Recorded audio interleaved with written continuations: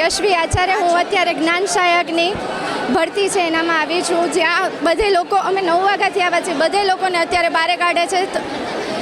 જોઈએ હવે કેવી રીતના થાય છે, આગળ જોઈએ. વ્યવસ્થા તો કોઈ જાતની નથી અત્યારે હાલ ઘડીએ. તો બધા એમાં પબ્લિકનો પણ સપોર્ટ હોવો જોઈએ. પબ્લિકનો સપોર્ટ હશે તો બધી અંદર વ્યવસ્થા સરખી રીતે થઈ શકે એવું હું માની શકું છું.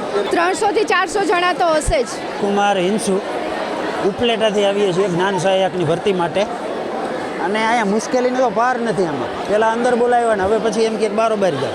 હવે અંદર એ રહેવાતું નથી. અને અત્યારે એમ કે 6 થી 8 વાળાને જ ખાલી ભાષાવાળાને. તો એટલે મેનેજમેન્ટ એટલું બધું નથી અહીંયા. હજી અગાઉ મેનેજમેન્ટ હોવું જોઈએ, તે મેનેજમેન્ટ નથી અહીં. પરીક્ષા નથી, આ ભરતી છે ડાયરેક્ટ ડોક્યુમેન્ટ વેરિફિકેશન માટે ઉપલેટાથી. અહીં રાજકોટ કરણસિંહજી હાઈસ્કૂલ. જ્ઞાન સહાયક ભરતી છે. જ્ઞાન સહાયક ભરતીનો બીજો તબક્કો છે અને આજે એ તબક્કામાં 6 થી 8 ભાષા, ગણિત વિજ્ઞાન અને સામાજિક વિજ્ઞાન તથા 1 થી 5ના ઉમેદવારો આવેલા છે. ગઈકાલે જ અમને સૂચનાઓ, પરમ દિવસે સાંજે સૂચનાઓ મળી હતી. ગઈકાલના દિવસે અમે તૈયારી કરી છે, જગ્યાઓ કાઢી છે અને આજે આ ઉમેદવારોનો કેમ્પ કરવામાં આવ્યો છે. ઉમેદવારની સાથે વાલીઓ આવતા ખૂબ મોટી ભીડ દેખાઈ રહી છે.